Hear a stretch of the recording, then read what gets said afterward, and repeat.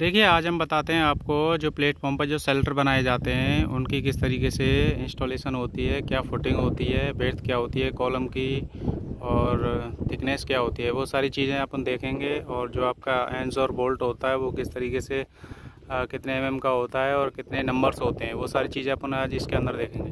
तो ये जो दो आपको दिख रहे हैं ना, ये दो कॉलम, तो इनको शेल्टर कॉलम बोला जाता है। ओके, तो ये दो शेल्टर कॉलम की जो सेंटर टू सेंटर जो डिस्टेंस होती है वो होती है आपकी एज़ पर आरडीएसओ की गाइडलाइन के through 16 metre, 16 metre centre to centre. तो ये वाला शेल्टर और उधर वाला वो शेल्टर, इन दोनों शेल्टर के बीच की जो डिस्टेंस है सेंटर टू सेंटर वो 16 मीटर होती है। ओके, तो यहाँ पर मैं दिखाता हूँ आपको। देखिए, ये एक फाउंडेशन तैयार किया है इसको लॉन्च करने से पहले। तो इसका जो स्टैंडर्ड जो डायमेंशन होती है एज पर आरडीएसओ गाइडलाइन वो होती है 3.6 लेंथ और 1.6 आपकी ब्रेड्थ होती है। ओके, तो यहाँ पे क्या है कि ये स्टेप फुटिंग बनाई गई है दो पार्ट में 0.5 करके। तो इसमें लास्ट में 1/1 मीटर का मिला है अपन को। ये वाला कंक्रीट का जो पोर्शन दिख रहा है 1/1 मीटर का है। ठीक है, इसके अंदर क्या है कि यहाँ से जो रेन वाटर आएगा इसका ऊपर से यहाँ से जो रेन वाटर आएगा पानी, वो पाइप के थ्रू जो सॉइल पाइप होगा उसका कनेक्शन ला करके इसके अंदर अपन क्या है इंसर्ट कर देंगे। यहाँ से सेट करने के बाद में फिर इसके थ्रू यहाँ से टूवर्ड्स दी ट्रैक निकल जाएगा उधर। ठीक है, ये प्लेटफॉर्म वाल है, इस प्लेटफॉर्म वाल के नीचे से होकर के और ट्रैक की साइड में ड्रेनेज इसका निकल जाएगा रेन वाटर का।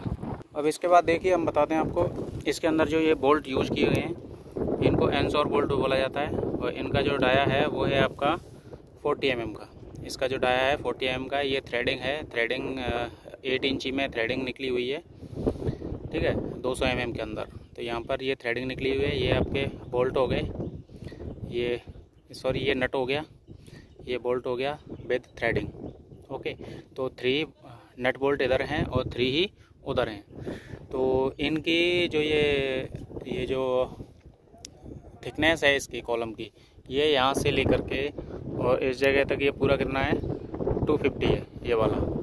ओके, और यहाँ से इस साइड में अपन देखेंगे तो ये वाली जो इसकी थिकनेस है और बेड्थ है इसकी वो है 450, ये वाली 450।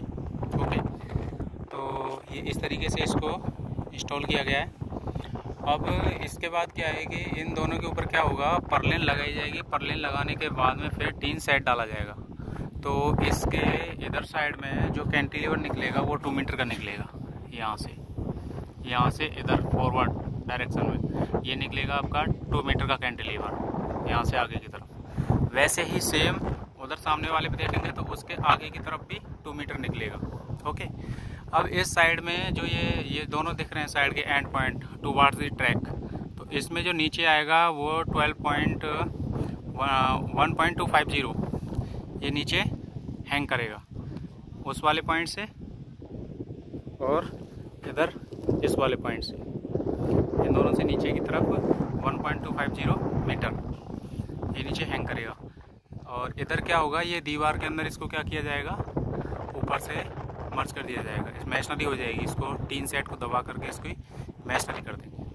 ठीक है, मैशनरी करने के बाद में फिर इसके अंदर इलेक्ट्रिक फिटिंग होगी और रेन वाटर फिटिंग होगी। तो रेन वाटर के लिए जो भी ये उधर से ऊपर से जो पानी आएगा ये इधर इस साइड में, वैसे ही उधर का पानी इधर आएगा और उधर का पानी इधर आएगा। तो बीच में आकर के क्या होगा, ये स्टोर होगा। तो वहाँ पर क्या करेंगे अपन, सॉइल वाटर लगाएंगे, सॉइल पाइप लगाएंगे। सॉइल पाइप लगाने के बाद में पानी नीचे आएगा रेन वाटर का। नीचे आने के बाद सेम सिचुएशन यहाँ पे आने के बाद में फिर पानी का कनेक्शन इसके अंदर कर दिया जाएगा। पानी का कनेक्शन करने के बाद में फिर जो पानी है रेन वाटर वो क्या है उधर निकल जाएगा, प्लेटफॉर्म वॉल के नीचे से नहीं होते हुए और ट्रैक में निकल जाएगा। एक ख़ास बात ये होती है कि जहाँ पर बिल्डिंग एरिया होता है प्लेटफॉर्म का, उसमें क्या है जो स्लोप होता है प्लेटफॉर्म के अंदर वो टुवर्ड्स दी ट्रैक होता है। तो मैं दिखा दूँ आपको, ये जो ये बिल्डिंग है, इस बिल्डिंग पर जो स्लोप आएगा प्लेटफॉर्म का वो इस बिल्डिंग से ट्रैक की तरफ आएगा। ओके, लेकिन जैसे ही बिल्डिंग ख़त्म होती है अपनी, यहाँ से ये बिल्डिंग ख़त्म हो रही है इस जगह, तो वहाँ पे जो स्लोप है वो अपोजिट साइड में आएगा, ट्रैक के अपोजिट साइड में आएगा। ठीक है, वाटर का स्लोप। वैसे ही आगे भी सेम इसी तरीके से होगा। तो इस तरीके से ये कुछ इसकी डिजाइनिंग होती है। और एक बार इसको कंप्लीट कर लो, उसके बाद आप कितना भी शेल्टर इंस्टॉल कर सकते हो, कितने भी प्लेटफॉर्म पर लगा सकते हो। यही इसकी स्टैंडर्ड कुछ चीज़ें होती हैं। और बहुत सी जगह देखा है कि अपन ने वो क्या है कि जो रेन वाटर का जो पाइप होता है उसको ओपन छोड़ दिया जाता है, लेकिन हमने क्या किया है यहाँ पर एक अच्छा टेक्निकल दिमाग यूज करके जो वेस्टेज ये बॉक्स है उसका यूज करके उसको फिल करने के बाद में यहाँ पर इसको एक्चुअल साइप एंड सेज दिए, और देने के बाद में यहाँ से जो भी वो पानी आएगा उसको अपन क्या करेंगे इसमें कनेक्ट करके और उधर ट्रैक की तरफ फ्लो करा देंगे उस साइड में। ओके। और देखिए इसमें जो स्लोप है, ये इस साइड से जो स्लोप है 1/12 का है, वैसे ही सेम उधर का भी 1/12 का है। इसके अंदर दो पार्ट हैं, एक तो ये बीच वाला और एक ये बीच वाला, मतलब स्टार्टिंग से और इस वाले प्लेट तक और इस प्लेट से उस वाले एंड तक। तो ये 2.5 मीटर और 2.5 मीटर टोटल सेंटर से 5 मीटर का है, वैसे ही इधर से भी टोटल 5 मीटर का है।